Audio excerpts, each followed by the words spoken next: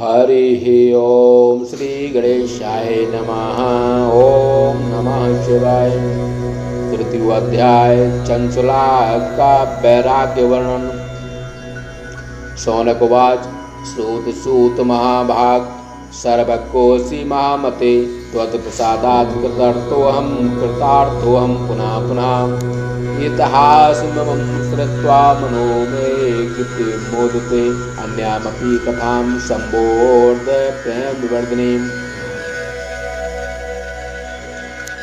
शौनक जी बोले कि हे महाभाग सूत, आप सर्वज्ञ एवं महाबुद्धिमान हैं। आपकी कृपा से हम कृतार्थ हो गए और पुनः पुनः कृतार्थ हो गए। इस इतिहास को सुनकर मेरा मन परम प्रसन्न हो रहा है। अब आप मुझे और कोई शिव की कथा सुनाइए जिससे सदा शिव में मेरा अनुराग बढ़े। अमृत पीने वाले देवताओं को मुक्ति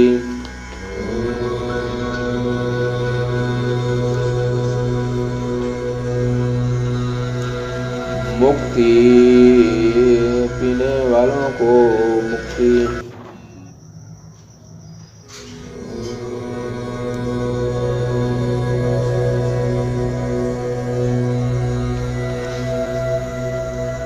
पीने वालों को मुक्ति के लिए कभी नहीं अपनाती।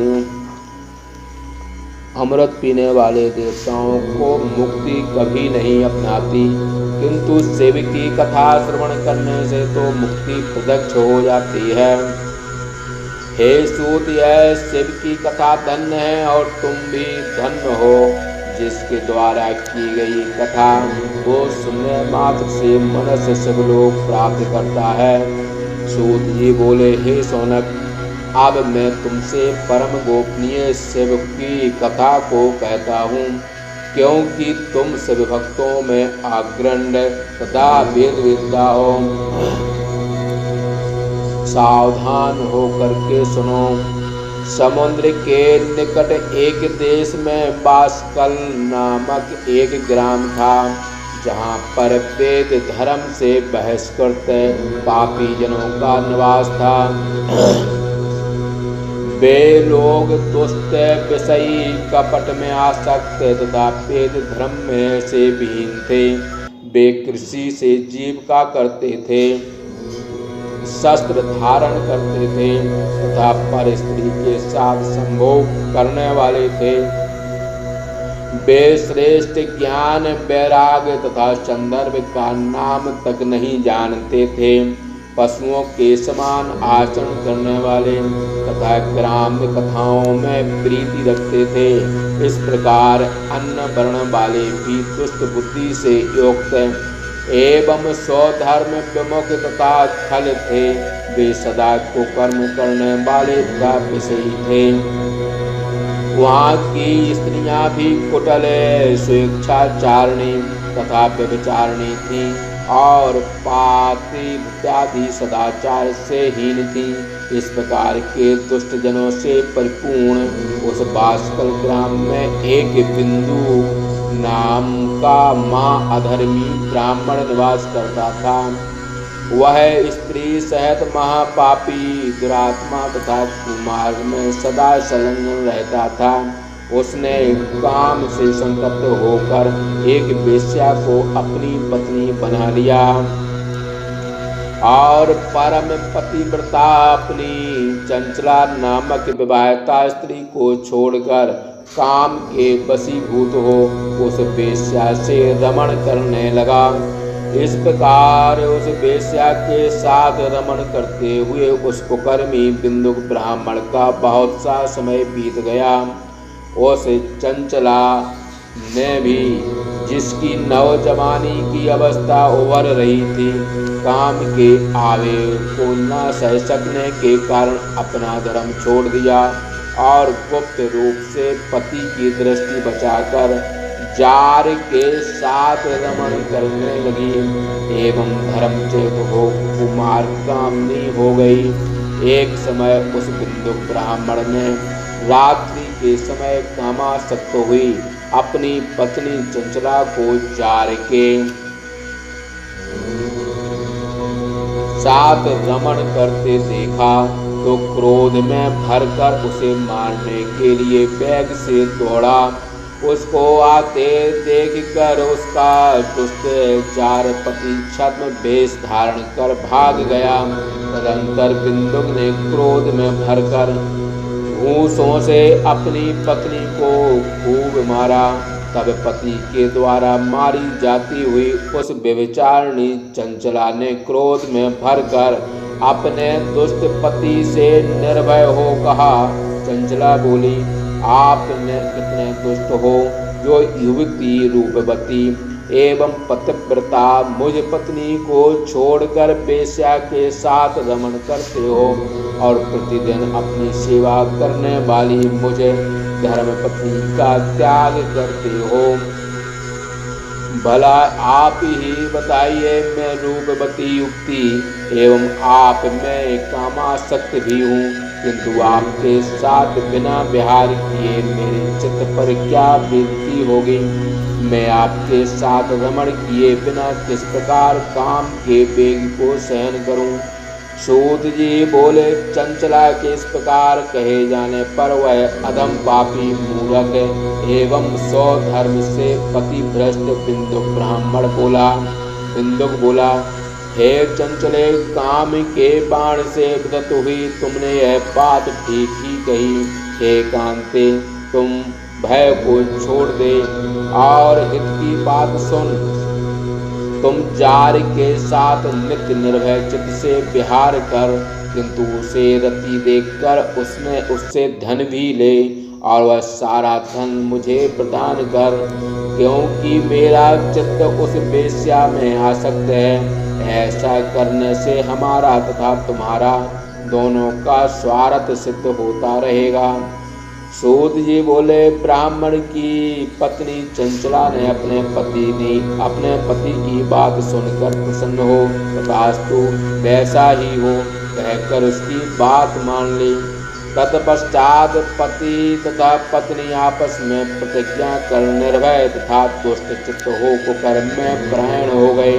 इस प्रकार कर्म निरत हुए उन दोनों का बहुत सा समय बीत गया, किंतु दोनों मूर्खों को कोई भी फल नहीं प्राप्त हुआ। कुछ काल बीतने पर वृषलीपति कुमति वह बिंदुक ब्राह्मण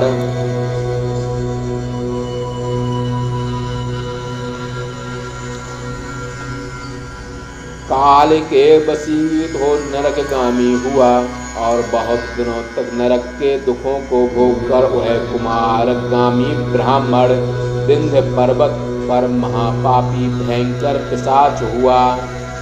जब वह दुराचारी बिंदुक ब्राह्मण मर गया तो चंचला बहुत दिनों तक पुत्रों के साथ घर में निवास करती रही और वह नीच चंचला कामासक्त हो अपने पति जार के साथ रमण करती रही, किंतु समय बस उसकी जवानी ढलने लगी।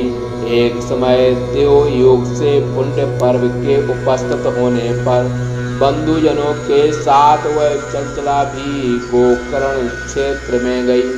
पुनः उसने साथ के लोगों के सहित वहाँ के पुण्य जल में स्नान किया और बंधुजनों के साथ इधर उधर भ्रमण करने लगी। तदंतर किसी शिवालय में जाकर किसी पंडित के मुख से कही जाने वाली शिव पुराण की कथा इस प्रकार से सुनी कि जो स्त्री जार के साथ रमण करती है, यम किंकर उसे नरक में ले जाकर उसकी योनि में जलते हुए लोहे का मुसल प्रवेश करते हैं। पौराणिक के द्वारा कही जाने वाली इस कथा को सुनते ही चंचला को वैराग्य उत्पन्न हो गया और वह भय से उद्विग्न चित्त हो थर थर कांपने लगी।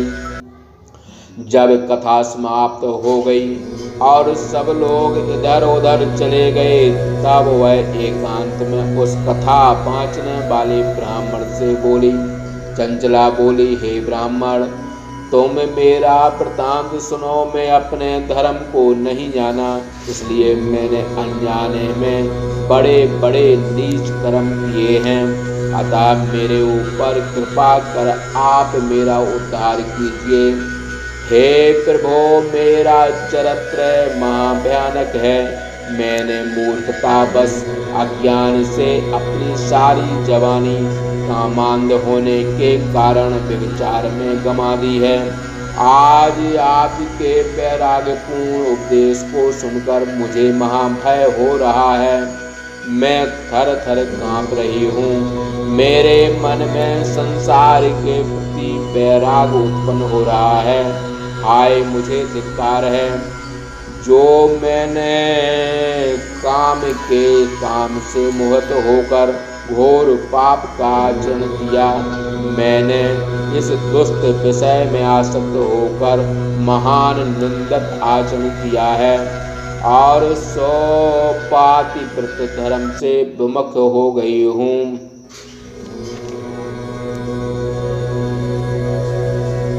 हाय, यह मैंने क्या किया जो स्वल्प सुख के लिए अज्ञान से अत्यंत कष्टदायक इस प्रकार के महापाप का आचरण किया, जिससे सारे जीवन का लक्ष्य ही नष्ट हो गया। पता नहीं मेरी कौन कौन सी कष्टदायिनी घोर दुर्गति होगी। इस प्रकार के कुमार्ग में लगी रहने वाली मुझे अभागिनी की रक्षा वहाँ कौन करेगा। मरण के उपरांत उन भयंकर यमदूतों को भला मैं अपने आँखों से किस प्रकार देखूंगी, जब वे यमदूत अपने कठिन पासों से बलपूर्वक मेरे कंठ को बांधेंगे तो मैं किस प्रकार धैर्य धारण करूंगी। इतना ही नहीं, जब मेरे शरीर के टुकड़े होने लगेंगे तो मैं उस दुखदायक वेदना को किस प्रकार सहूंगी। जब मैं उन दुखों को सोचती हूँ तो मेरी सारी इंद्रियों की चेष्टाएं रुक जाती हैं और रात में नींद नहीं आती। हाय, मैं मरी जा रही हूँ। हाय, मैं जल रही हूँ। हाय, मेरा हृदय विदीर्ण हो रहा है। हाय, मैं सब प्रकार से पापनी हूँ और सब प्रकार से नष्ट हो रही हूँ। हाय विधाता, मुझे इस प्रकार के महापाप में प्रवृत्त होने के लिए हठ पूर्वक दुर्बुद्धि देकर तुमने यह क्या किया। अरे, इस दुर्बुद्धि ने तो मुझे सर्व शोक प्रदत्त स्वधर्म से ही विचलित कर दिया। फांसी पर लटकने वाले तथा पर्वत के ऊंचे शिखरों से गिरने वाले पुरुष को जो दुख होता है, मुझे तो उन दुखों से भी कोटि गुना दुख है। हाय, मैंने अपने जीवन में जितने बड़े बड़े पाप किए हैं, सैकड़ों अश्वमेध यज्ञ एवं सैकड़ों बरस तक गंगा स्नान से भी उन पापों की सिद्धि नहीं होगी। क्या करूं, कहाँ जाऊं और किसकी शरण ग्रहण करूं। अब मैं नरक सागर में गिर रही हूँ। मेरा इस लोक में कौन रक्षक है। अतः हे ब्राह्मण देव, तुम ही मेरे गुरु हो, तुम ही हमारे माता पिता हो। मैं दीन तुम्हारी शरण में हूँ, तुम मेरा उद्धार करो। सूत जी महाराज बोले, निर्वेद को प्राप्त हुई वह चंचला ऐसा कहकर उस ब्राह्मण के दोनों चरणों में गिर पड़ी। तब उस ब्राह्मण ने कृपा पूर्वक उसे उठाया और कहने लगे, इस प्रकार से गद्दी भाषा टीका सदस्कंद महापुराण स्थित पुराण महात्म में चंचला वैराग्य वर्णन नामक तृतीय अध्याय समाप्त। बोलिए शंकर भगवान की जय।